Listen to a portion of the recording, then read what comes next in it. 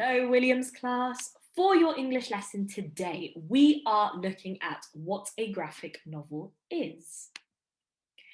A graphic novel is a novel in comic book format. Now, some of you may already know what this looks like if you are a big fan of Marvel, DC. There are lots of comics that are around those characters. So that is, we can have two different names. We can call them a comic book or we can call them a graphic novel. How are they different from comic books? A graphic novel is a longer, more complex piece of text that usually covers the storyline in one book, whereas a comic book is a lot shorter and tells the story over many issues or volumes. So I did just say that another name for graphic novels is comic books, but clearly they are different to one another. So a comic book can have one storyline can have lots of different volumes, so it can be book 1, book 2, book 3, and so on, whereas a graphic novel is longer and normally the story is covered in one book rather than several, and a graphic novel is also a lot more detailed and a lot more, not tricky to follow necessarily, but they can look a little bit more tricky to follow than comic books, which are otherwise more simple. Question: what is a graphic novel? Let's find out. A graphic novel is a type of long comic book. So it's like a comic book, only longer and with more sentences and with more detail. What is a comic book? Now you may think you know the answer to this one, but stick with me for a few minutes. A comic book is a magazine or a bound book that contains comics, also known as comics with an X. Comics is a medium for expressing information and or artistic ideas that is defined by BAM. So medium means the way in which it's the way you show something. So newspaper is a medium. You could choose to paint a painting on certain different mediums. You could use canvas, you could use cardboard paper, you could use a cardboard box, piece of paper, card. So comics is another medium to express information, to share your ideas with the rest of the world.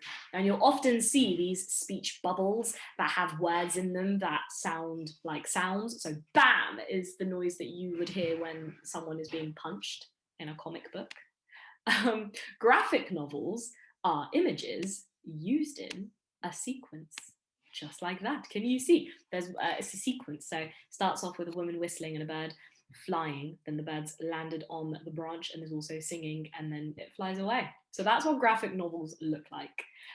They use text and pictures to present information. They use the same format as comic books. Format means how something looks. So they look quite similar to comic books because they also have sentences, they also have pictures, they also have the same, they look the same, so how one picture comes after the other. Graphic novels differ from comics in that they usually contain standalone stories with interesting plots. So one big key difference between graphic novels and comic books is that graphic novels usually, there's one graphic novel has one story. You don't have book 1 or book 2 and book 3 or book 50 of a graphic novel. Whereas with comic books, you do sometimes have that. I say sometimes, often it is the case where comic books have a storyline that's stretched into several different volumes. We call them volumes, but also you can call them like book 1, book 2, but you can also say volume 1, volume 2. So that's the big difference between graphic novels and comic books. And it's important to remember the difference because they look quite similar.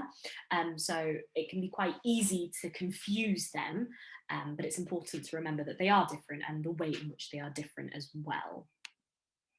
Here is what a graphic novel looks like, and I believe this graphic novel is going to be one that we will be looking at together. Can you guess what it is about? Let's look at the title, Pharaoh Tutankhamun. Now, we have key vocabulary that we are going to need to know, and the key vocabulary is the following. Pharaoh, Egypt, ancient, beliefs, honor, priest, shrines, temples, disorder, and lavish. Now we're going to go through what those key words mean. So my turn, your turn, whenever I say the actual word, just so you can get into the practice and the habit of saying these words out loud. So my turn, your turn. Pharaoh. Now, a pharaoh is the name that we used to call a ruler in the ancient Egyptian times. So you wouldn't say that any ruler that you can see is called a pharaoh. This was specific to that time of life and also that area in the world as well. So a pharaoh, ruler in ancient Egyptian times. Egypt. Egypt is a country in northeastern Africa. Now remember, Africa is a continent and Egypt can be found in the northeast of that continent. So where is the northeast? Remember your compass directions. Northeast would be between north and east. So right in between the northeast. So it's basically at the top right hand corner of Africa if you were to look in a map, or on a map rather. Ancient. Now, if something is ancient, that is something that's been that you can find in the very distant past, or something that no longer exists. So ancient is a synonym for old, very, very old. And we're very lucky that we can still see some of these ancient things today because they have managed to survive all these years for us to see today. The next word is beliefs.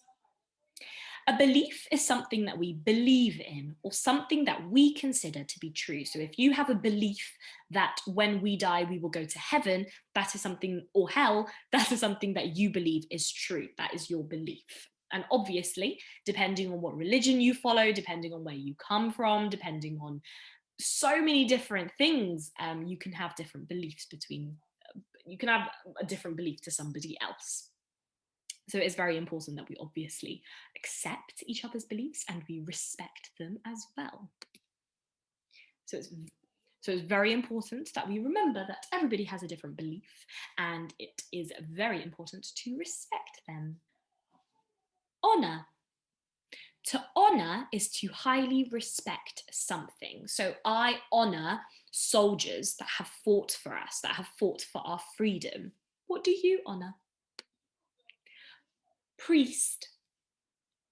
The role of the priest was very important in Egyptian society. The Egyptians believed the gods lived in the temples, and only the priest was allowed to enter the sacred area of the temple and approach the statue representing the god or goddess.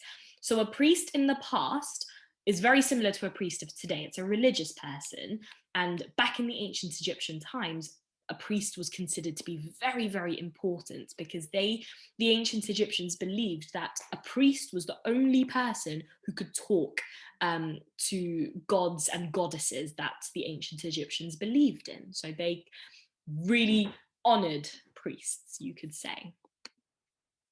Shrine.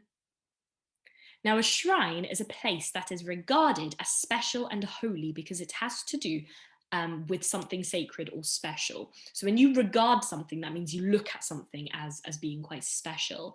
And sacred is another word for very, very important. Temples.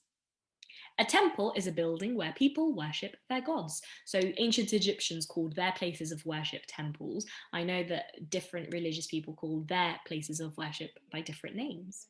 I wonder if you can think of some. Disorder.